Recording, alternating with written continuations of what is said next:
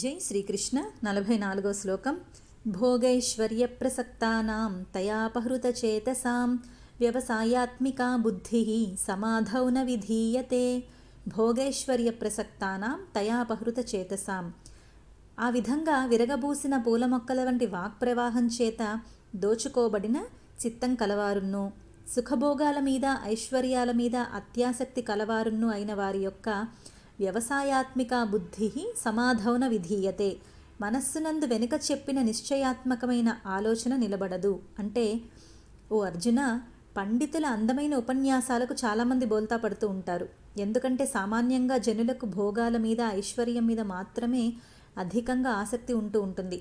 అలాంటి వారు సకామ కర్మలను ఎంత విస్తారంగా చేసినా, ఎన్నాళ్ళు చేసినా ఈశ్వర నిష్ఠారూపమైన నిశ్చయాత్మక బుద్ధి ఏర్పడదు అని ఈ శ్లోక భావము.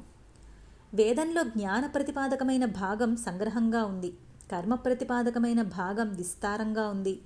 దానిలో ధనాకర్షణ ప్రయోగాలు, జనాకర్షణ ప్రయోగాలు, శత్రు సంహారక ప్రయోగాలు, స్వర్గప్రాప్తి ప్రయోగాలు వంటివి ఎన్నో విస్తారంగా వర్ణింపబడ్డాయి. ఇవన్నీ నిజంగా అవసరం లేనివి, ఉపయోగం లేనివి అయితే వేదం వాటిని ఎందుకు బోధిస్తుంది? వేదం బోధించిన వాటిని పండితులు విమర్శిస్తే అందులో తప్పేంటి అంటే, ఉపయోగం లేని వాటిని వేదం బోధించదు. అయితే మనం వాటిని వాడుకునే విధానంలోనే మంచి చెడు అనేవి ఇమిడి ఉంటాయి. ఒక్కొక్కప్పుడు డబ్బు బాగా సంపాదించి విస్తారంగా ప్రజోపయోగ కార్యక్రమాలు చేయవలసిన సామాజిక ఆవశ్యకత ఏర్పడుతూ ఉంటుంది.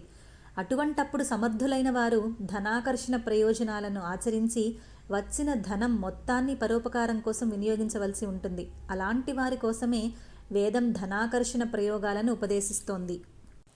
చాలామంది పండితులు వేదంలోని కామ్య ప్రయోగాలను వివరించేటప్పుడు పరోపకార విషయం ప్రస్తావించటం లేదు. జనసామాన్యానికి పరోపకార ప్రసక్తి లేని స్వార్థ సంపాదన ప్రబోధాలే ఎక్కువగా ఆకర్షకంగా కనిపిస్తూ ఉంటాయి. అదే వారు వేదధర్మమని నమ్మి స్వర్గలోక ప్రాప్తికి మించిన ప్రయోజనం లేదనే అపోహలో పడి నిత్యము సకామ కర్మాచరణే చేస్తూ ఉంటారు. అటువంటి వారికి పుణ్యం ఎలా వస్తుంది? వారు పాపంలోకే కదా వెళ్తారు. అంటే ఇలాంటి ఉపాయాలు చెప్పకపోతే ప్రకృతి ఉపద్రవ్యాల వల్ల ప్రజాసామాన్యం కష్టాల పాలైనప్పుడు సమర్థులైన వారిని ఆదుకునేందుకోసమే సరైన ఉపాయాలు దొరకవు. ఎందుకంటే అన్ని సందర్భాల్లోనూ మానవ శక్తి సరిపోదు, దైవ బలాన్ని కూడా కలుపుకోవలసి ఉంటుంది. అయితే వేదాలను బోధించేవారు ఈ విషయాలను సరిగ్గా వివరించాలి.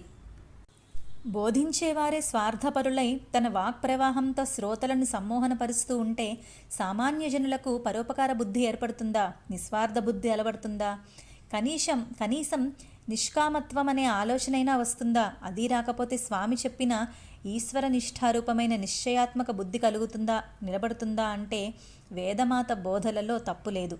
కానీ ఇలా తత్వాన్ని సమన్వయించి చెప్పే పండితులు కూడా చాలామంది మనకు దొరుకుతారు.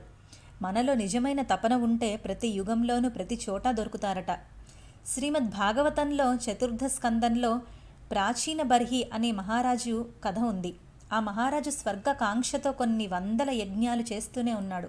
మొదట్లో నారద మహర్షి ఆయన యజ్ఞ నిష్టను మెచ్చుకుంటూ ఉండేవారు. కానీ ఒక రోజున ఆ మహారాజు నారద మహర్షిని, మహర్షి, నాకు ఎంత గొప్ప స్వర్గలోకం లభించబోతోంది అని అడిగాడు. నారద మహర్షి వింతగా నవ్వి ఆకాశంలో చూడమన్నారు. రాజు చూశాడు. అక్కడ కొన్ని వందల పశువులు ఇనుప కొమ్ములను పట్టుకొని ఈ రాజు మీదకి దూకటానికి సిద్ధంగా ఉన్నాయి. అది చూసి మహారాజు భయపడి, మహర్షి, ఈ పశువులు ఎవరు? నా మీద ఎందుకింత కోపంగా ఉన్నాయి అని అడిగారు. మహారాజా, ఇవన్నీ స్వర్గప్రాప్తి కోసం యజ్ఞాలలో నువ్వు సంహరించిన పశువులు. ఇవి యజ్ఞాలలో హోమం చేయబడినందువల్ల ముందు వాటికి స్వర్గలోకం వచ్చేసింది. కానీ వాటికి నీ మీద పగ చల్లారలేదు. నువ్వు పైకి చేరగానే నిన్ను చీల్చి చెండడానికి సిద్ధంగా ఉన్నాయి అన్నాడట నారద మహర్షి. మహారాజు బెంబేలు పడుతూ, మహర్షి, నేను వేదోక్తమైన యజ్ఞాలనే కదా చేశాను. నాకు ఇలాంటి చెడు ఫలితాలు రావటానికి కారణం ఏమిటి అని అడిగాడు. అప్పుడు నారద మహర్షి, మహారాజా, నువ్వు వేదోక్త కర్మలే చేశావు కానీ వేదోక్త రీతిలో చేయటం లేదు. వేదం నిష్కామంగా కర్మలు చేయమంది. ఆ కీలక రహస్యాన్ని నువ్వు మర్చిపోయావు అని చెప్పారు. మహారాజు ఆశ్చర్యపోతూ, ఈ మాట ఇదివరకు నాకు ఎప్పుడూ మీరు చెప్పలేదే అని అడిగాడట. నారద మహర్షి ప్రసన్నంగా నవ్వి, ఇది వరకు నువ్వు అడగలేదు, అడిగేదాకా చెప్పే అధికారం మాకు లేదు. ఇప్పుడు అడుగుతున్నావు కనుక చెప్తున్నాను విను అంటూ ఆ రాజుకి తత్వవిద్య అంతా బోధించాడు.